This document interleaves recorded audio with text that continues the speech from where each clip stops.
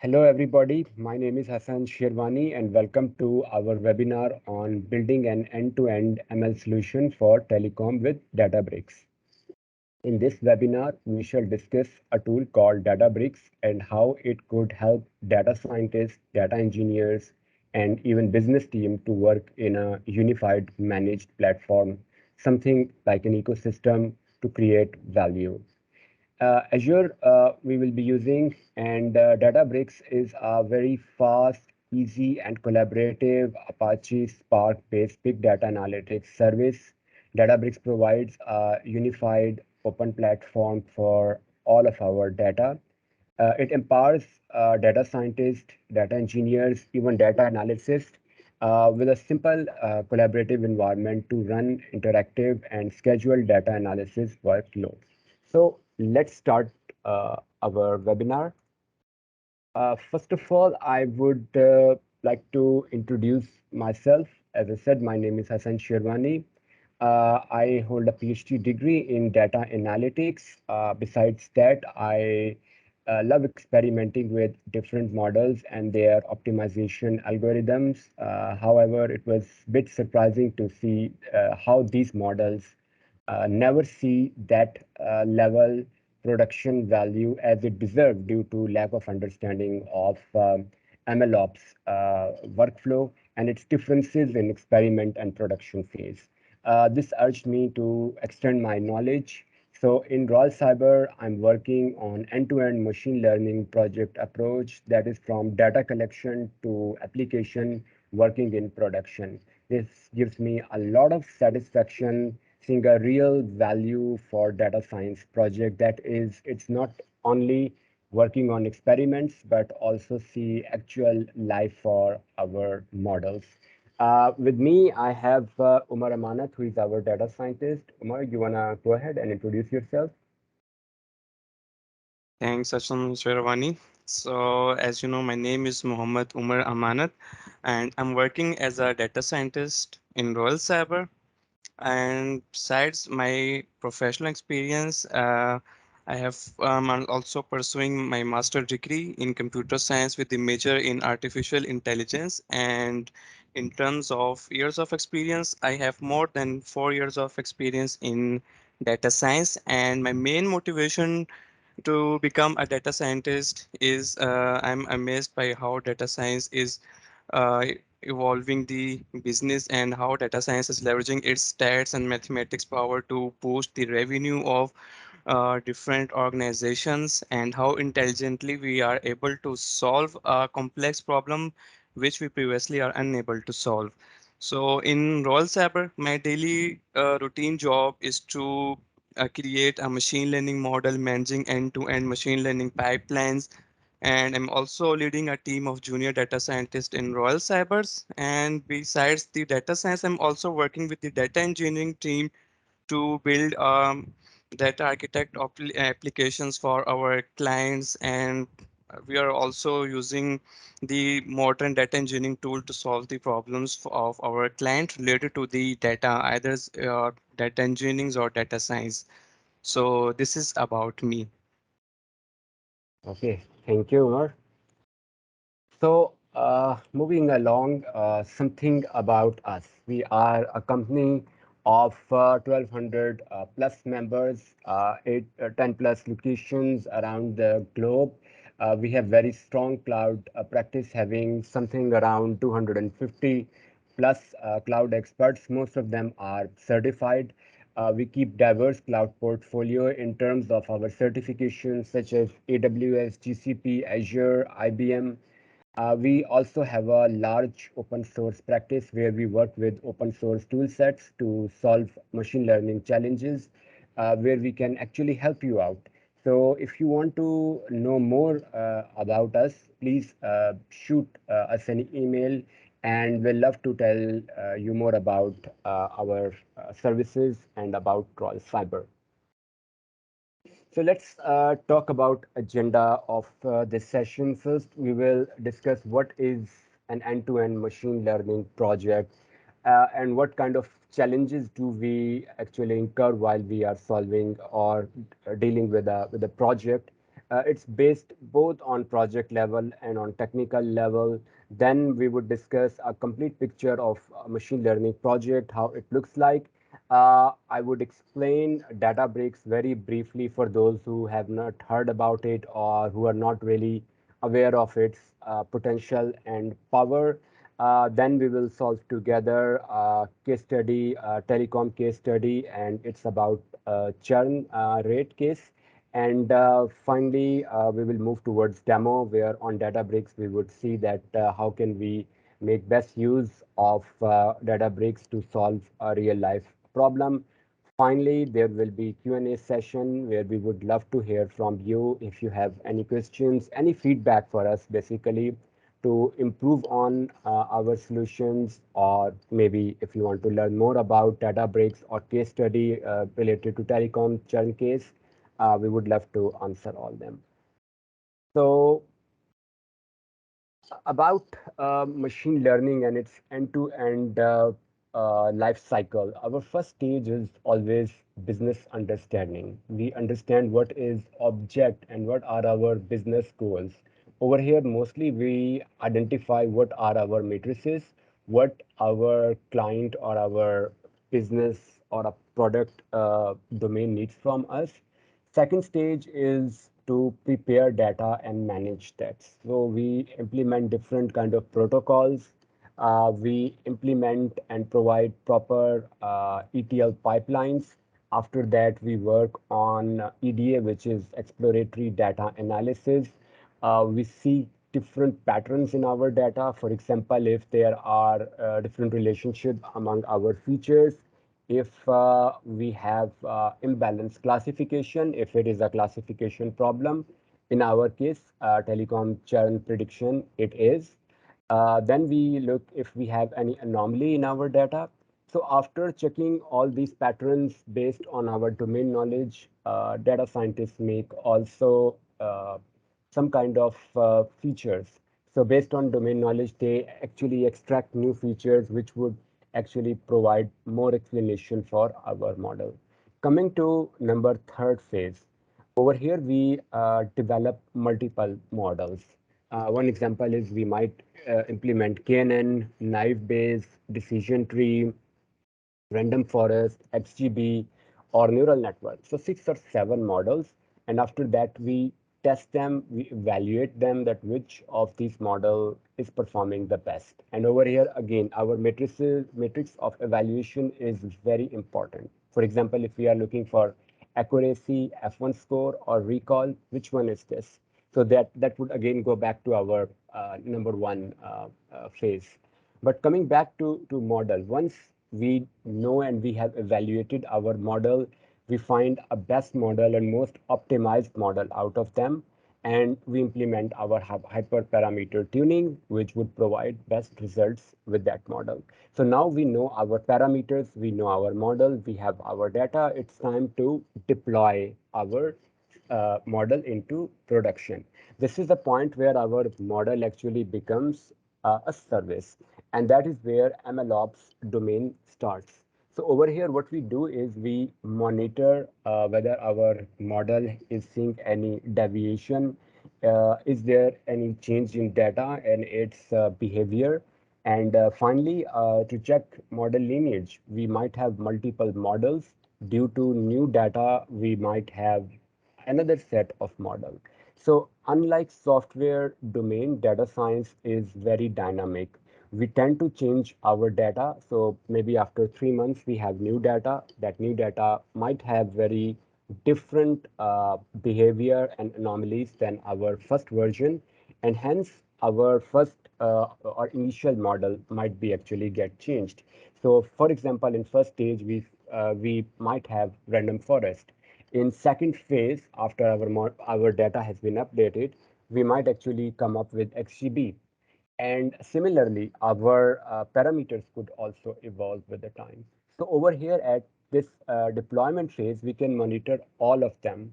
And as you can see that it could become multiple kind of a loop or an iteration table, and it could become very challenging if we do manual jobs. And that's why we need some kind of a tool which would make things easier for us. And moreover, we want to also create an analytics tool like a dashboard. Other example is we could take license versions like Tableau or Power BI. We can also use open source like Plotly could be one example. But idea is that how good of our model and data is processed, the better results we would get over here at our dashboard. And finally, we take care of our pipeline scheduling. This is very important to putting all of our components together because we might need to schedule our pipeline. And an example is that, for example, in 1 week, we get X amount of data. And with the passage of time, we start getting more and more data. But it would fluctuate. On a holiday season, it might actually increase. And in some months, it would have very, very idle time. So we might have only few samples every day, but then we might have like thousands of sample in near holiday season. So we need to also make some kind of pipeline and scheduling pipeline that would automate this whole process and could trigger this process of machine learning and training of model after a significant amount of time. That is again decided by our business understanding. But this is like an overall end-to-end process of our machine learning life cycle. Now, let me talk about some of the challenges. So, number one challenge that we face is related to our data management. So, it is simply a practice of collecting, organizing, protecting, and storing an organization's data so it can be analyzed for business decisions. As organizations create and consume data at a very high level these days due to thanks to big data, data management solutions become actually challenging for making sense for large quantities of our data. So because of these vast quantities of data, we need to have a proper strategy. So in this strategy, we need to create a process implied to support our acquisition, our analysis, and delivery of data in support of our business objectives. And finally, we need to take care of data governance because data governance ensures that data is consistent and trustworthy and does not get misused. Very important. After this upper layer, we would come towards again this machine learning lifecycle obstacle that I have already shown you. Number one problem is experiment tracking. Suppose we are having in our first iteration 10 experiments. In our second iteration, we have 12 experiments. In third iteration, we have 7 experiments. So there should be a system that could actually trigger that, okay, after our first iteration, which one was our most successful experiment or which one was our most innovative solution. So maybe we would select some solution after our first iteration, but we have cut off a lot of experiment parts in it and we have found the best solution, but there are other methods that could still be very, very valuable in our next round of it. So it's very important to track each of our experiment. And a lot of solutions and tools actually do not accommodate that. And those which would, they are not specialized for other issues. So another issue is absence of our model registry standards. So some teams would like to have pickle files, job lab. For neural networks, they would jump to .h5 files. And some would want to have some kind of a system with register ID through which they could actually see how their models are. But in either case, it should be consistency and there could be a standardized form. And finally, there should be model configuration. Just like in old days, we used to make a YAML file or a Parquet file where we would actually know how we could replicate this model or this solution results if we are on a different machine or on a different setup. So all these things are very important and are somewhat tough to be realized by one single solution. Then there are deployment challenges. As I said, that model deployment in itself is a challenge when you have so many models out of which you have also multiple hyperparameters. So to find it a consistent and a solid solution after each iteration becomes very, very challenging. Then there is, of course, a problem of a data drift, which is a type of a model drift where our properties of independent variable changes. So in simpler word, data drift is change in model input data that leads to model performance, and it gets worse and worse with the passage of time. And it's very, very important to monitor this. If our model is not performing well after a while, we need to update because it shows that our data is actually changing. That's why our model is not performing very well. And finally, model lineage, that how we came to that point. Suppose we are 12 months in a project and we want to see that where did we start from. So there are 12 versions every month. It should be a convenient way to find which version is which one and what kind of techniques and tools and strategies did we use for each version of our model. So after that, finally, there are obviously dashboard challenges that business stakeholders does not understand model language, and rightly so, because most of them are not highly technical.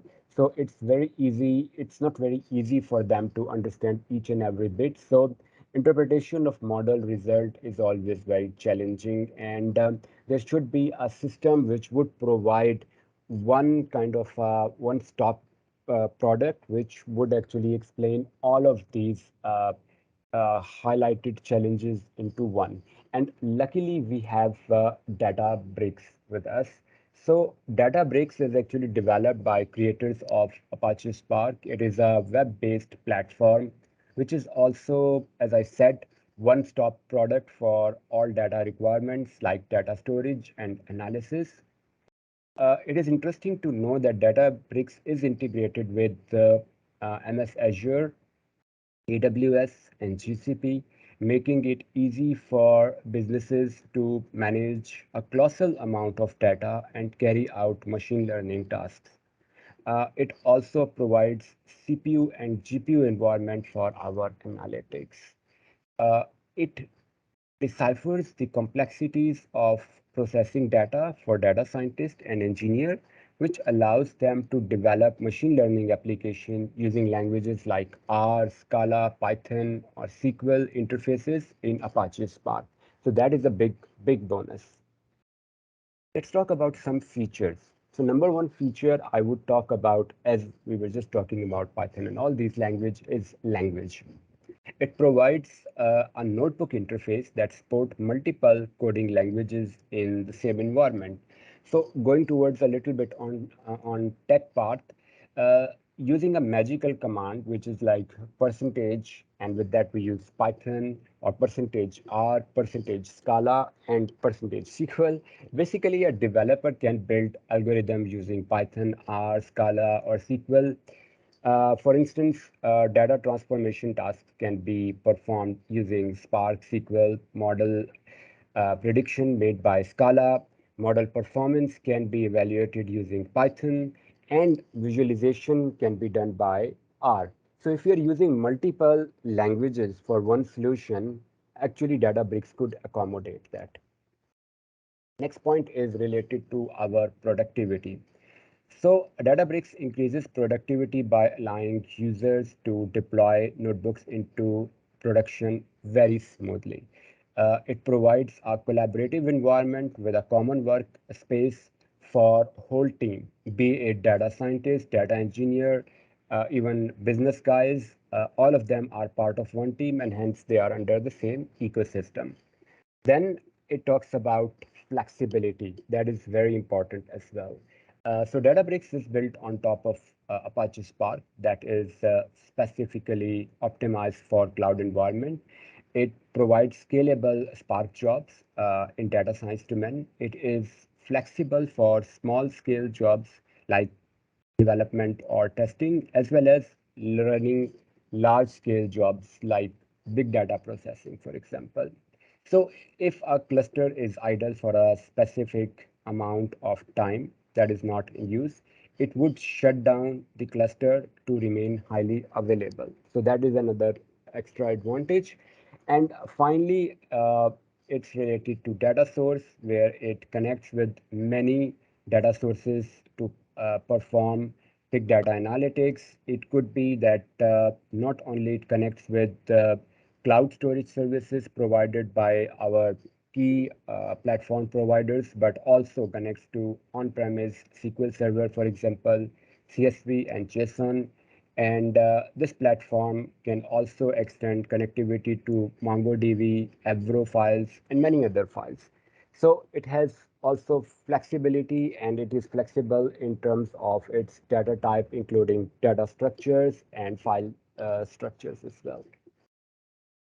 So then we talk about why Databricks is so important and what is unique about Databricks that other platforms are somewhat missing. So idea is very simple, that if you look at this first layer, beneath layer, this is actually our cloud native layer. We can see all three cloud platforms are there, which is definitely a positive sign. Then it can accommodate different types of data, as we just discussed. On top of it, there is a data storage layer, which stores a broad range of data, including our structured, unstructured, and semi-structured data, and even streaming data. Then we have governance, which I discussed is a very important point, data management and governance, which is an inbuilt security control and governance in case of Databricks. And finally, we have a layer if we want to perform data engineering tasks, analytics tasks, machine learning, or real-time application. Based on our business requirement, we can perform them. So it's a very layered solution, and it suits according to your business requirements. Let's talk about architecture. So again, on this layer, we can see different types of data, rather unique type of data. It could create a data lake. On top of data lake, we have Delta Lake. And Delta Lake is nothing but a storage layer that helps data lake to be more reliable. So Delta Lake integrates streaming and batch data processing, and it actually is a fully compatible with the Apache Spark API and runs on top of your existing data lake. So more like a data storage function. Then comes Delta Engine. So Delta Engine is a query engine that is optimized for efficiently processing data stored in Delta Lake. And then over here you have your classical BI reports, your data science workshop, and your MLflow is again another open source tool which you can use for tracking your experiments if you are working on machine learning solution. So moving next, we have our some of our tools which provide pretty smooth integration. So you can work all along on a very customized fashion with Databricks. But in case if you want some help from other tools, Databricks actually is partner with these organizations. So for data ingestion, you can use Rivery, Confluent, or Fiftron. For our data transformation, where we actually would cleanse and format and transform our data, we have Prophecy, we have DBT, we have Apache Spark. On data storage part, as I explained, we have Delta Lake. Delta Lake actually has three different steps, starting from our data ingestion to create a data mart, which is called bronze, silver, and gold. Coming towards data visualization, we have Power BI, Tableau, and Looker. So this is where we actually communicate our results to our business team. So now we have a case study, and let me explain this case study. We have a client which is a telecom firm, and they have multiple features in their data, and they were initially using an analytics tool to find out different patterns out of them. But they started wondering, what if they would use a machine learning algorithm which would predict that which of their customer would actually leave or would stay. So in a very simple way, they wanted to see customer portfolio and predict their future behavior. And for this, they choose to implement a machine learning approach, and we help them out in automating this whole process. Once we did it, we actually found a reliable model with an 82% accuracy score and a recall score of 85% after our model tuning.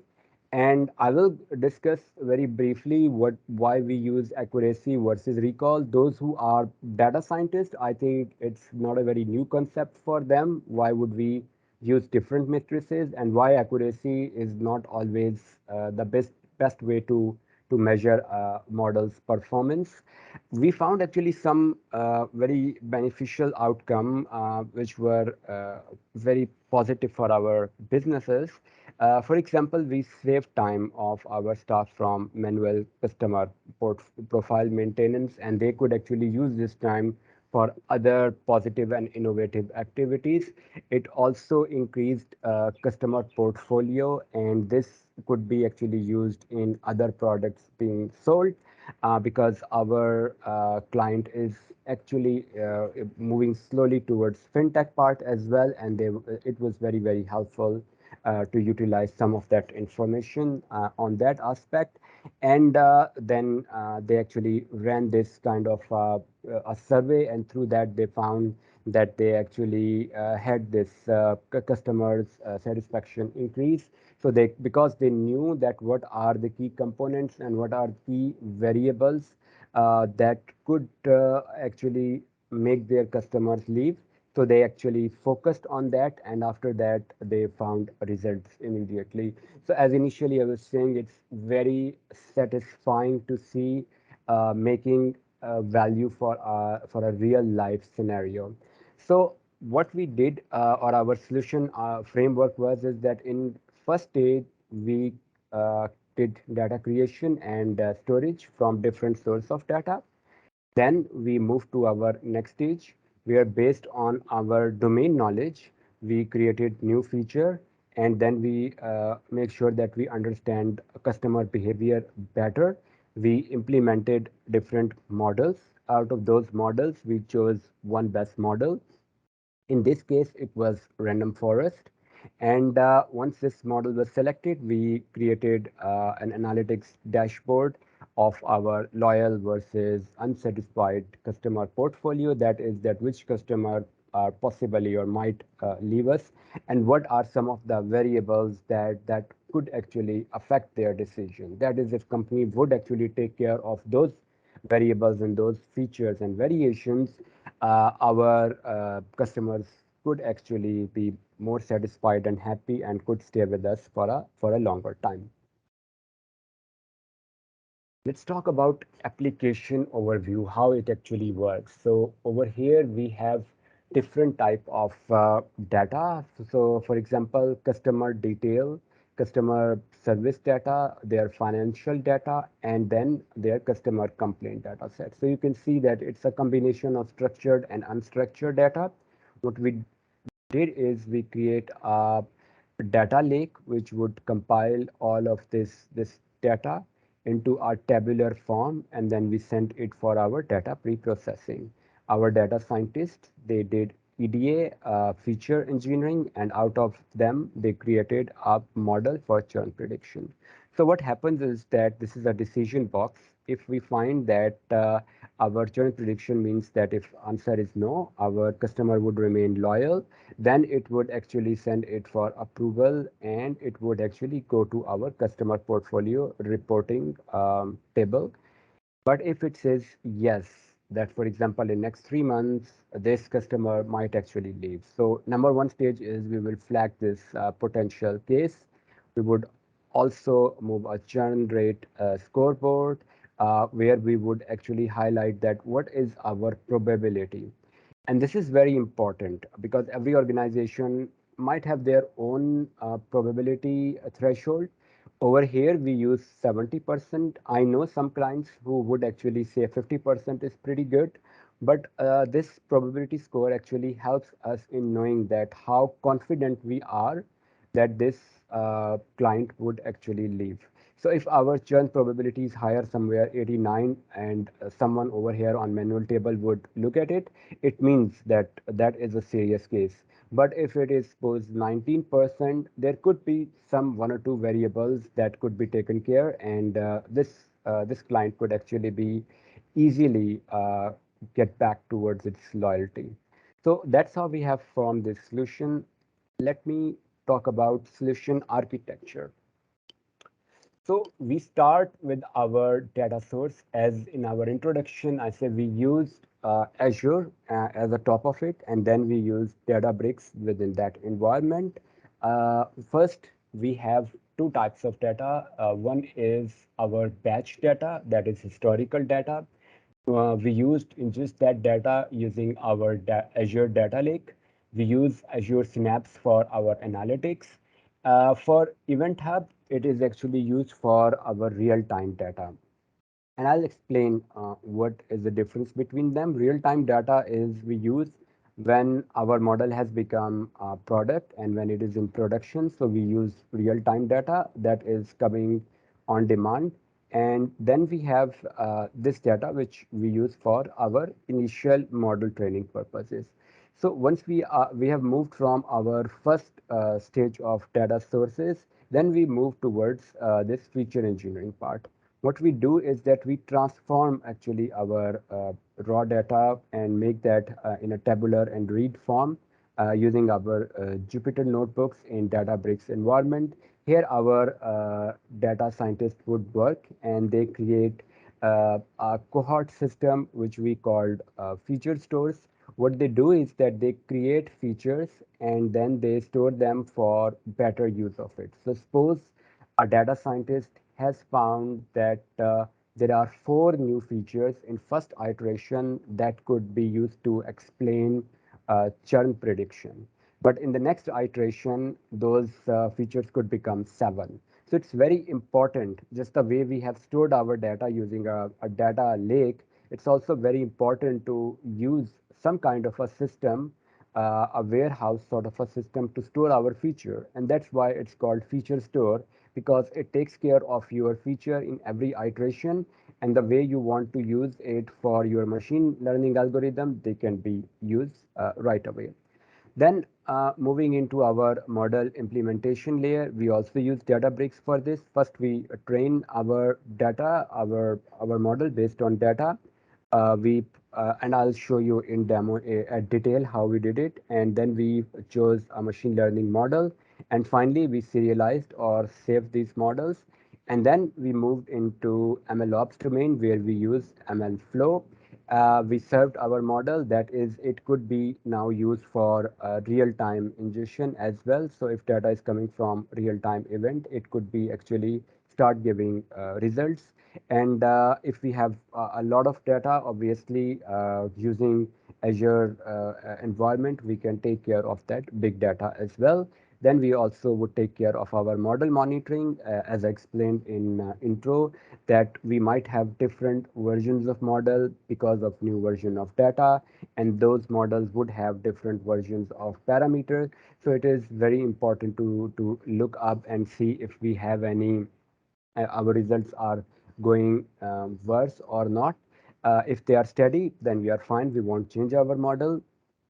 But if they are not good, meaning that our data is changing and our model is unable to predict or journalize those results. And finally, we can again go back in a feedback loop to retrain our model if there is a change.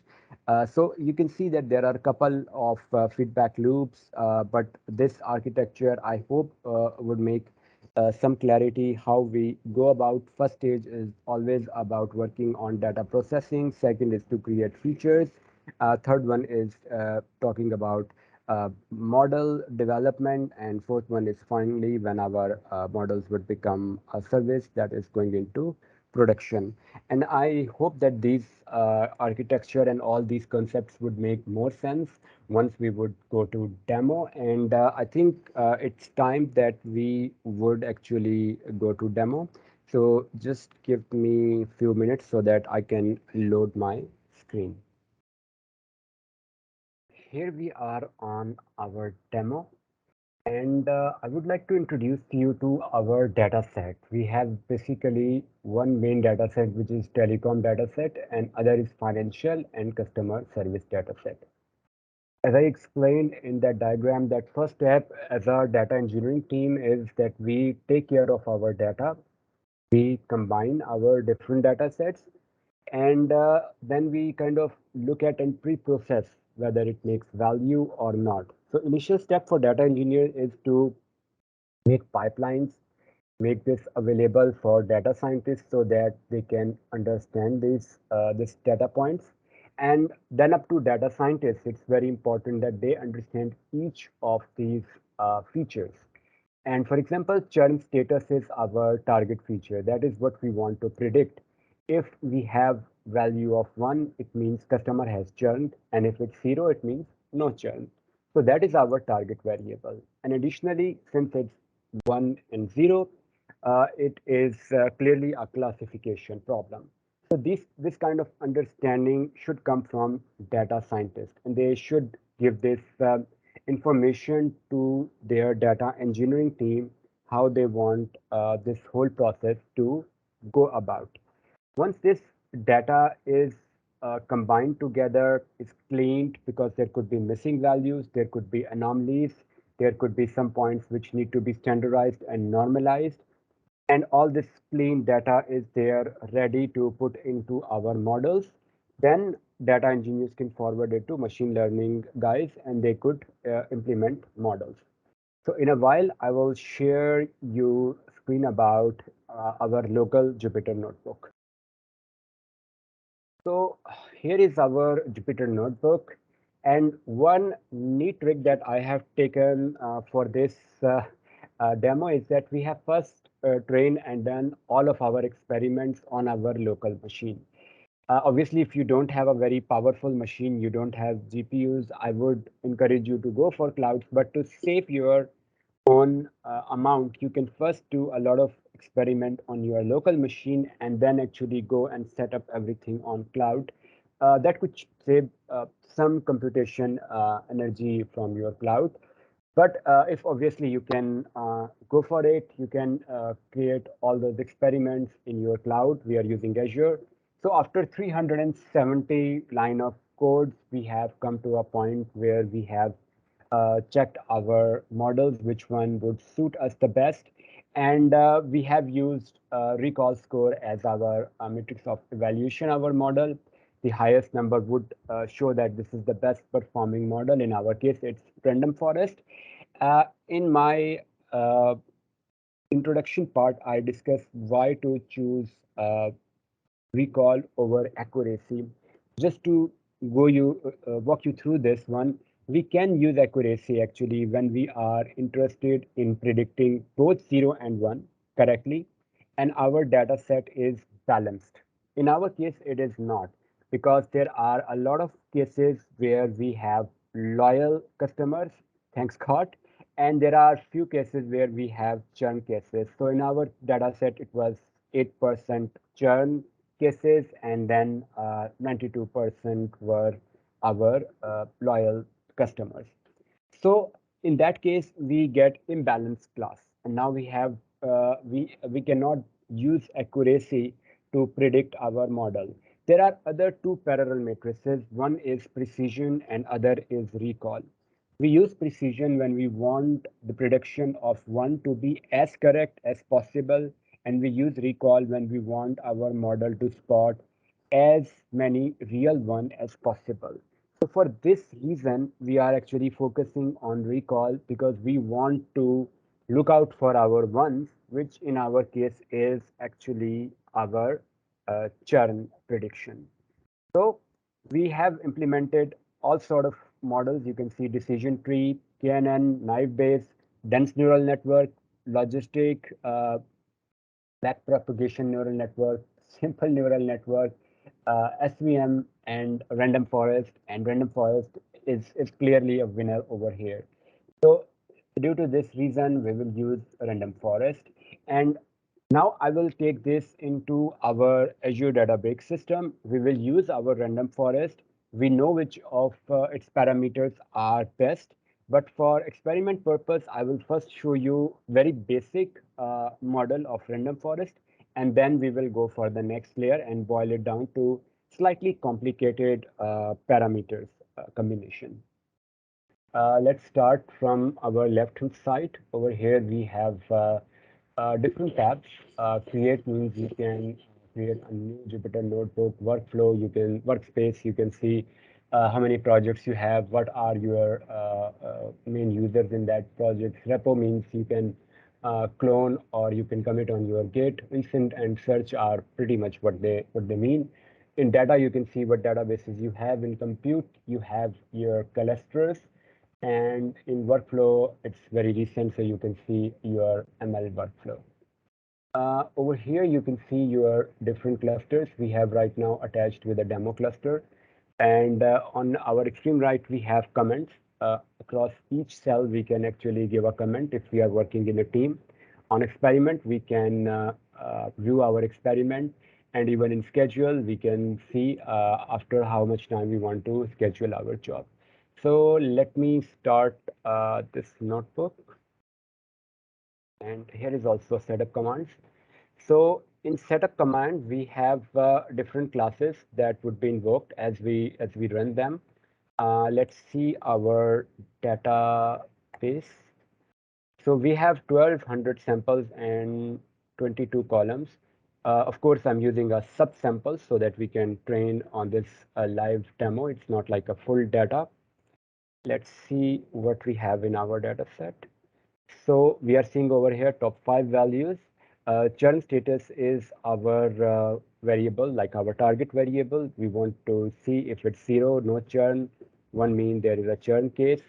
We have some other valuable variables like years, customer mean customers in a certain year, and then we have their monthly subscription and their price of phone, and many more. We wouldn't go in detail about them. Even we have their municipality and their latitude, longitude information, their provinces. So all in all, this is about data. Let's go for this experiment part. And while it's loading, let me explain what is happening. So in random forest, we have given two key parameters. Random state is nothing but a random state. It will fix so that we can replicate these results. Our number of estimators are between 10 and 30, that is 10, 20, and 30. We can view this in our experiments. So far, we have done 3 experiments. And actually, let me give you a better window of it so that we can see what they are doing.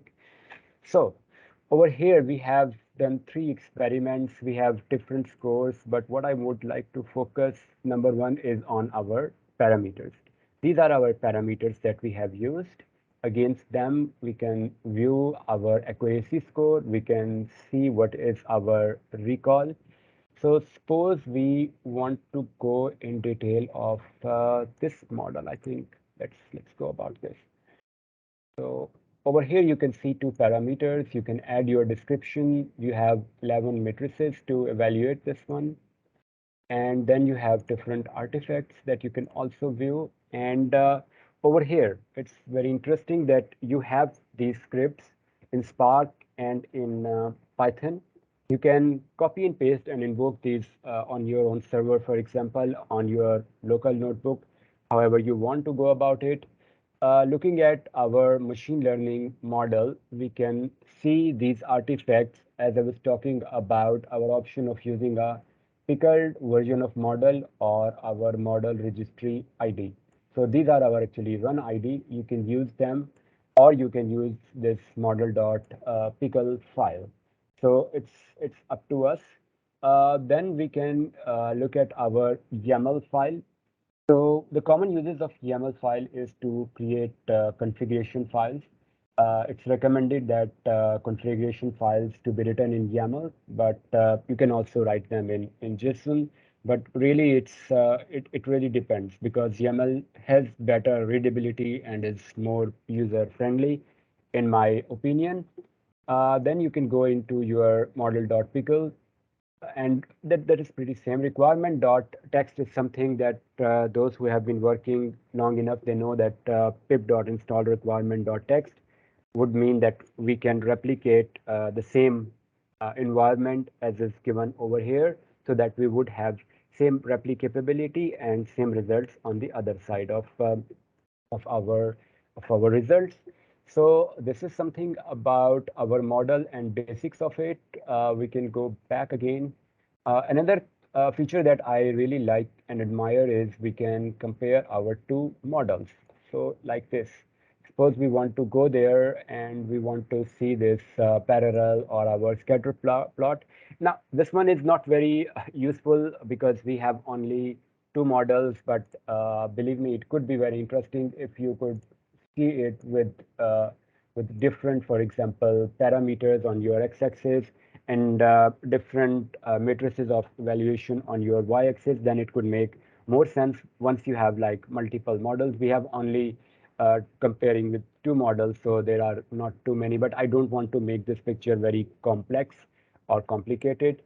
Uh, so let's go back and add more complexity into our problem. So we are using a grid, and these are our parameters that we are using. Now we will definitely, of course, would have more experiments. So let me run this one.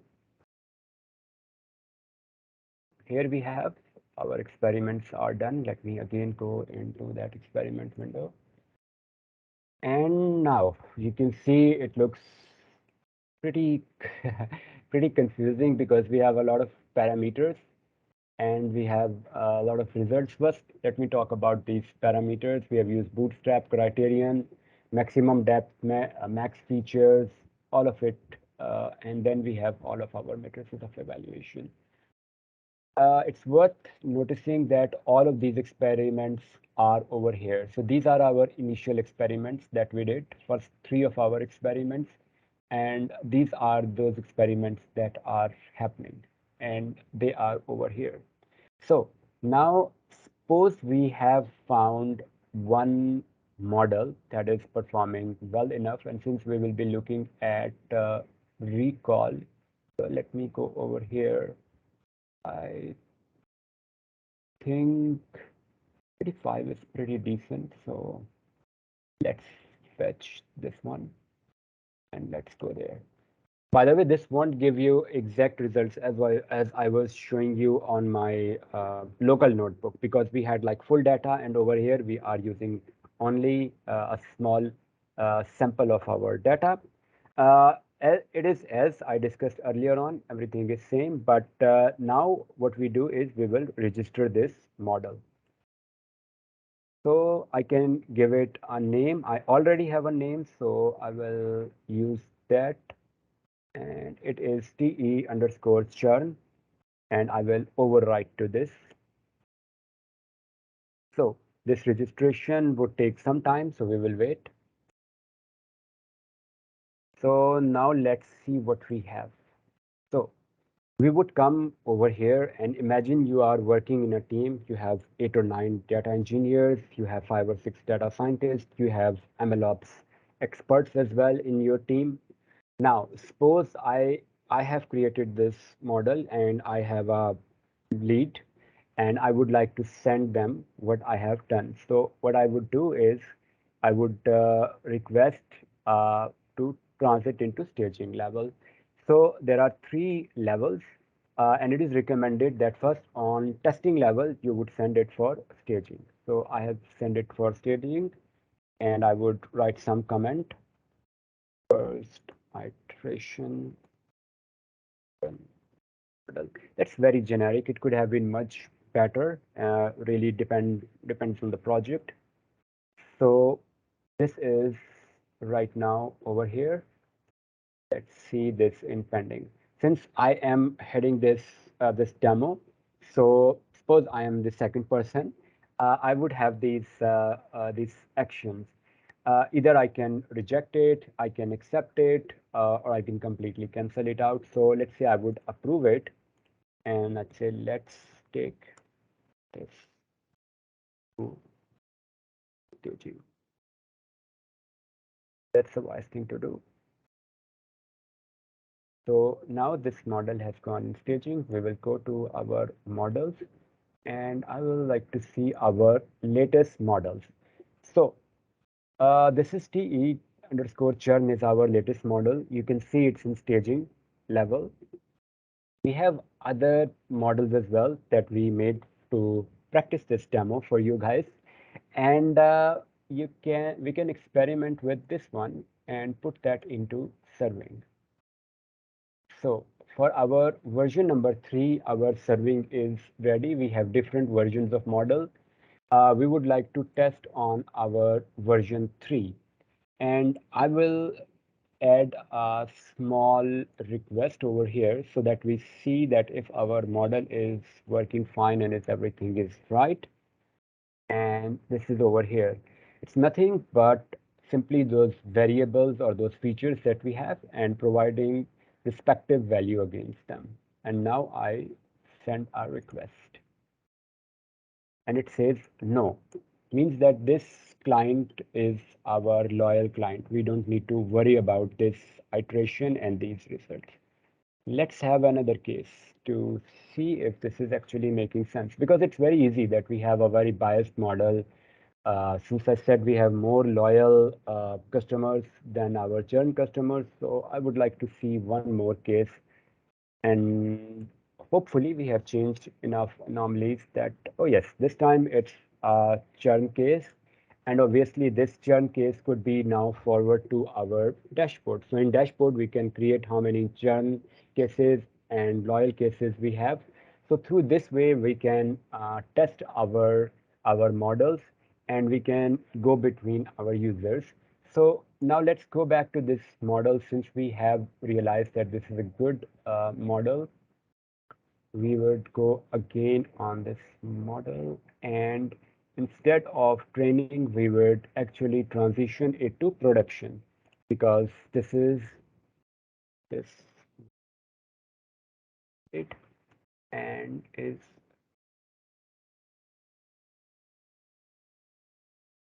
so it would go right away into production. And you can see this status as well, how you are monitoring everything. Let me go back and just let you see what is happening over here. Sorry about that. So now you can see that this is in production. So with that, it is a very integrated environment through which you can work within teams. And one of my team player is also there. Lohit is there. So you can see that if you are working in an organization of multiple experts, MLOps, data scientists, data engineers, we have an ecosystem where you can actually very easily monitor your models and monitor your data. Also, you can see how many different versions of your model you have. If you want to go back, for example, and see what parameters you have.